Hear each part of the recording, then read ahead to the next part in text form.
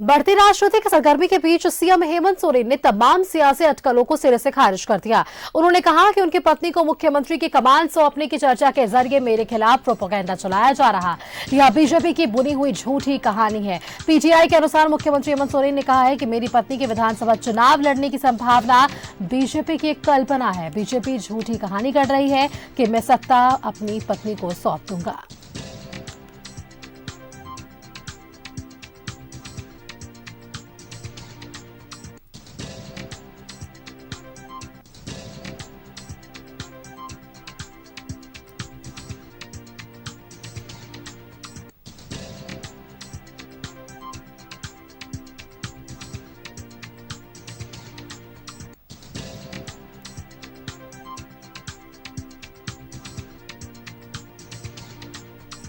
मुख्यमंत्री हेमंत सोरेन ने नेतृत्व परिवर्तन की चर्चा का खंडन किया है।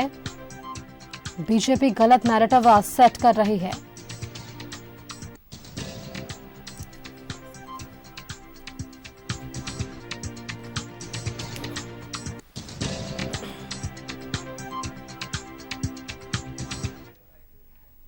और चलिए इसी खबर पर और भी जानकारी के लिए हमारे पास मुख्यमंत्री आवास से हमारे संवाददाता सत्यव्रत किरण जुड़ चुके हैं। सत्यव्रत, अगर साल की शुरुआत को देखें तो सियासी सरगर्मी काफी तेज हुई। सबसे पहले तो इस्तीफे की बात आती है और उसके बाद एक बैठक बुलाई जाती है और आज का दिन बेहद खास, क्योंकि आज महागठबंधन की एक बैठक सीएम आवास में होने वाली। सबसे पहले ये बताइए कि क्या कुछ आगे आज की जो बैठक में है वो मंथन किया जाएगा, क्योंकि आज का दिन बेहद खास होने वाला है।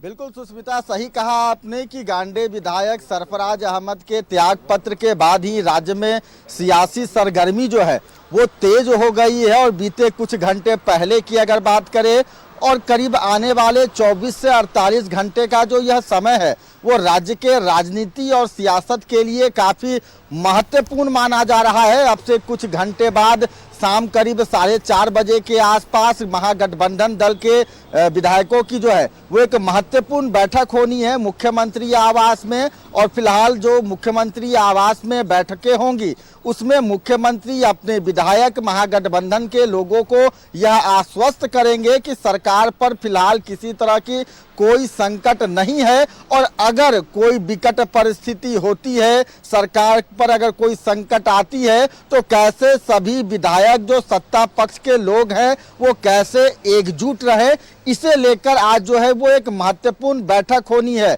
कल की घटनाएं आपको याद है सुस्मिता कि कल जो है वो मुख्यमंत्री हेमंत सोरेन दिसम गुरु शिबू सोरेन से मिलने गए थे, अपनी माताजी और दिसम गुरु शिबू सोरेन का आशीर्वाद लिया। साथ ही फिलहाल राज्य में अभी जो राजनीतिक हालात है उसे लेकर गुरुजी से जो है वो चर्चाएं की, आशीर्वाद लिया। साथ ही लगातार चाहे वो ईडी के सम्मन का मामला हो या फिर ऑफिस प्रॉफिट का मामला हो, लगातार मुख्यमंत्री जो है वो कानून के जानकार से जो है वो सलाह ले रहे हैं। महाधिवक्ता जो है वो पहुंचे थे मुख्यमंत्री आवास। तो लगातार मुख्यमंत्री अपने तरफ से तैयारियों में है, क्योंकि अगर जिस तरह की संकट राज्य में देखने को मिल रही है, अगर नेतृत्व परिवर्तन की बात होती है तो वैसे में किन किन लोगों के हाथ में नेतृत्व दिया जाएगा। फिलहाल जो नाम सामने आ रहे हैं उसमें चंपई सोरेन, जोबा मांझी और मुख्यमंत्री हेमंत सोरेन की धर्मपत्नी कल्पना सोरेन जो हैं उनका नाम सामने आ रहा है। क्योंकि फिलहाल जो सूत्र बता रहे हैं कि ऑफिस और प्रॉफिट मामले में इलेक्शन कमीशन के द्वारा जो लिफाफा राज्य भवन को दिया गया था, हो सकता है कि वो लिफाफा खुल जाए। और हमारे सूत्र यह भी बता रहे हैं कि उस लिफाफे में इलेक्शन कमीशन के द्वारा जो है वो मुख्यमंत्री हेमंत सोरेन की विधानसभा की सदस्यता को रद्द करने का जो है वो सूचना है। अगर ऐसे में लिफाफा खुलता है, एक बार फिर बात करें अनुष्का सुस्मिता, तो अपने राज्य में लिफाफे की जो राजनीति है वो शुरू हो गई है। और वैसे में सत्ता पक्ष के लोग, मुख्यमंत्री सरकार के लोग हर वो तैयारियां पहले से कर रख चुके हैं कि अगर कोई विकट परिस्थिति होती है, नेतृत्व परिवर्तन की स्थिति होती है, तो क्या कुछ पहले से वैकल्पिक व्यवस्था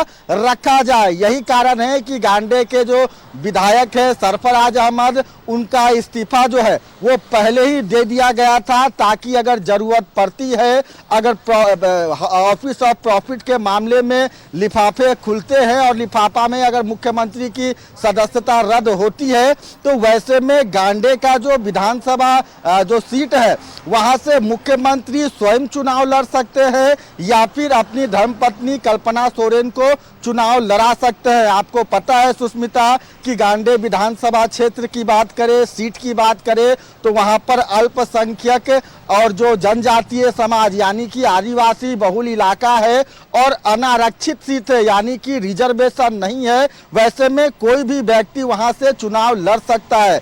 जो कानून के जानकार हैं वो बता रहे हैं कि अगर अब मुख्यमंत्री की सदस्यता जाती है, बरहेट विधानसभा से अगर वो सदस्यता छोड़ते हैं और दोबारा अगर वो बरहेट से चुनाव लड़ना चाहें तो जो कानून के जानकार हैं वो बता रहे हैं कि अब यह नियम नहीं है, चूंकि 5 जनवरी 2023 के बाद 24 के बाद जो है वो अब ऐसा कोई नियम नहीं है कि वहां से जो है वो उपचुनाव हो सके। यही कारण था कि कुछ दिनों पहले ही गांडे विधायक सरफराज अहमद का जो है वो इस्तीफा दिला दिया गया कि अगर कोई समस्या होती है, सरकार पर कोई विकट परेशानी आती है तो कैसे इसका समाधान किया जाए। तो फिलहाल आज का दिन बेहद महत्वपूर्ण है क्योंकि आज महागठबंधन दलों की जो बैठक है वो मुख्यमंत्री आवास में होनी है और मुख्यमंत्री अपने विधायकों को कैसे मजबूत करते हैं, विकट परिस्थिति में लड़ने के लिए कैसे सत्ता पक्ष और महागठबंधन के लोग एकजुट होते हैं, आज उसी का जो टास्क है वो मुख्यमंत्री अपने विधायकों को, अपने दल के लोगों को देंगे। Sushmita.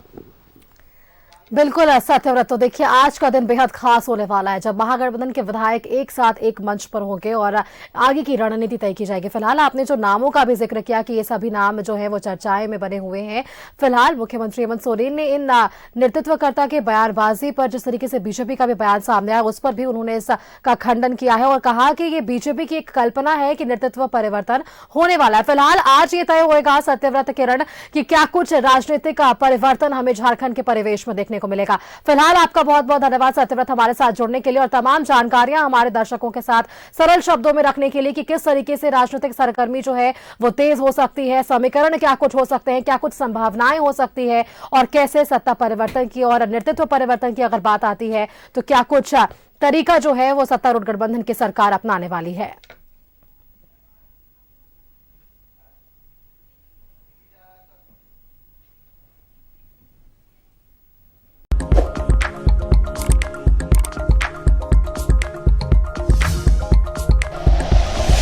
Like and share videos, subscribe करें हमारा चैनल और प्रेस करें बेल आइकॉन। न्यूज़ 11 भारत, सच है तो दिखेगा।